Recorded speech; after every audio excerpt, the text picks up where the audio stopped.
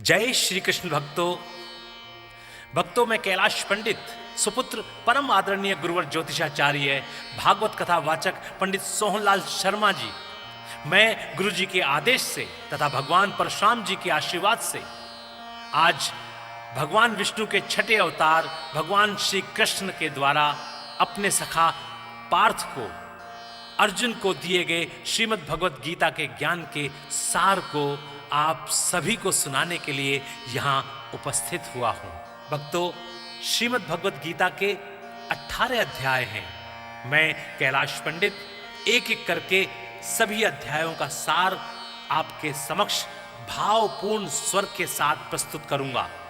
मैं गीता सार को आरंभ करूं उससे पूर्व कृपया आप सभी हमारे इस चैनल को अधिक से अधिक संख्या में शेयर करके सब्सक्राइब कराएं, जिससे सभी सनातन धर्म प्रेमियों के पास ये गीता सार पहुंच जाए और उन्हें धर्म लाभ प्राप्त हो, उनका कल्याण हो। तो बोलिए भगवान श्री कृष्ण की जय। ओम भगवते वासुदेवाय नमः। बोलिए श्री कृष्ण महाराज की जय। भक्तों, श्रीमद् भागवत गीता सार का 8वां अध्याय आरंभ करते हैं। अर्जुन ने कहा, हे पुरुषोत्तम, ब्रह्म क्या है? अध्यात्म किसको कहते हैं?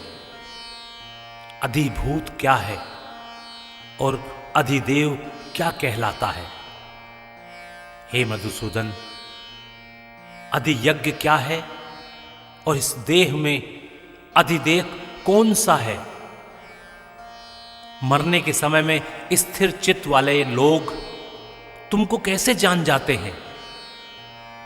श्री कृष्ण भगवान बोले, जो अक्षर है अविनाशी और परम श्रेष्ठ है, वही ब्रह्म है। प्रत्येक वस्तु का स्वभाव अध्यात्म कहलाता है और समस्त चराचर की उत्पत्ति करने वाला जो विसर्ग है वही कर्म है।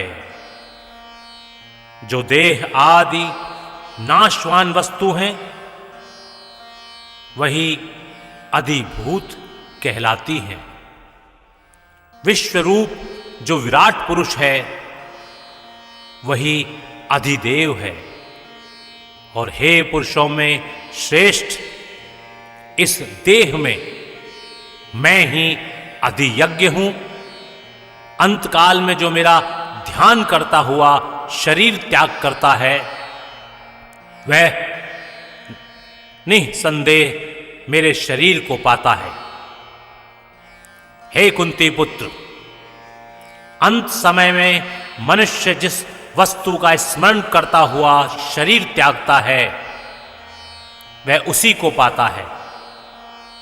इस कारण तुम सदैव मुझ ही में मन को लगाकर मेरा ही स्मरण करते हुए संग्राम करो। तुम निसंदेह मुझको आ मिलोगे। हे पार्थ, अभ्यास रूप योग से युक्त हो। दूसरी ओर न जाने वाले मन से सदा चिंतित करता हुआ पुरुष परम और दिव्य पद को ही प्राप्त होता है। अतएव जो अंत समय में मन को एकाग्र कर भक्ति पूर्वक योगाभ्यास के बल से दोनों भौं के मध्य भाग में प्राण को चढ़ाकर सर्वज्ञ अनादि संपूर्ण जगत के नियंता, सूक्ष्म से भी सूक्ष्मतर, सबके पोषक, अचिंत्य स्वरूप सूर्य के समान प्रकाशवान तजोगुण से रहित परम पुरुष का ध्यान करता है, वह उसको मिलता है। वेद के जानने वाले जिसको अक्षर कहते हैं, वीतराग होकर सन्यासी जिसमें प्रवेश करते हैं, तथा जिसको चाहने वाले ब्रह्मचर्य का आचरण करते हैं, उस परम पद को तुमसे संक्षेप में कहता हूं, जो सब इंद्रिय द्वारों को रोककर मन को हृदय में धारण कर प्राण को मस्तक पर ले जाकर समाधि योग में स्थित ओम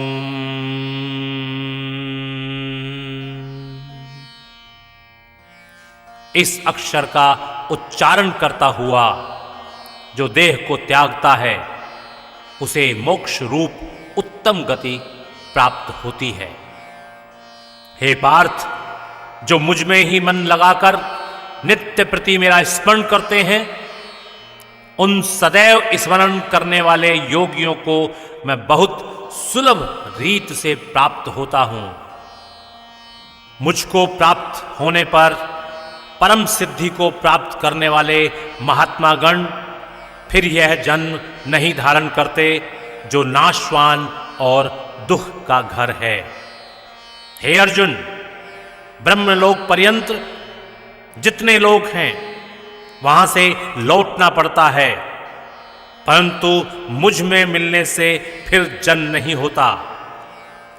1000 महायुगों का एक दिन होता है और 1000 महायुगों की एक रात्रि ब्रह्मा की होती है। जो उन बातों को जानते हैं वह सब ज्ञाता हैं।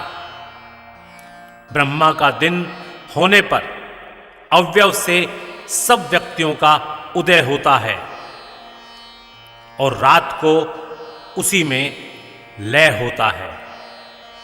हे पार्थ, समस्त चराचर वस्तुओं का यह समुदाय दिन में बार बार उत्पन्न होकर रात्रि के आगमन में लीन हो जाता है।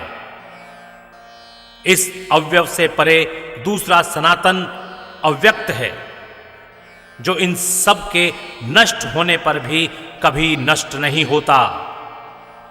उस अव्यक्त को ही अक्षर कहते हैं। वही परम गति है, जिसको प्राप्त करके फिर संसार में नहीं जन्मते। वही मेरा परम धाम है।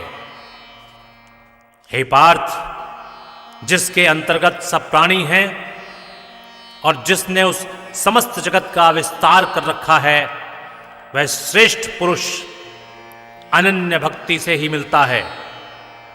हे भारत श्रेष्ठ, जिस काल में योगी जन देह छोड़कर फिर नहीं लौटते हैं और जिस काल में अग्नि, प्रकाश और दिन शुक्ल पक्ष हों, ऐसे उत्तरायण के 6 महीने में मृत्यु को प्राप्त होते हैं। धूम्र रात, कृष्ण पक्ष, दक्षिणायन के 6 महीने इनके मध्य गमन करने वाले चंद्रमा की ज्योति को पहुंचते हैं और लौट आते हैं। संसार को नित्य चलाने वाली शुक्ल और कृष्ण नाम की 2 गतियां हैं। एक से आने पर लौटना पड़ता है और दूसरे पर फिर लौटना नहीं होता है। हे पार्थ, योगी इन दोनों गतियों का तत्व जानता है, इसी से मोह में नहीं पड़ता। अतएव हे अर्जुन, तुम सदा योग युक्त हो। वेद, यज्ञ, तप और दान से जो जो पुण्य फल बतलाए गए हैं, योगी उन सबसे अधिक ऐश्वर्य प्राप्त करते हैं और सर्वोत्तम आदि स्थान पाते हैं।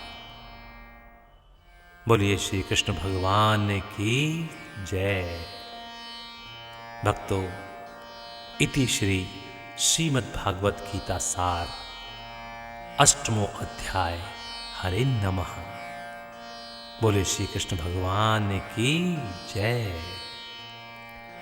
ॐ नमो भगवते वासुदेवाय नमः नमः नमः।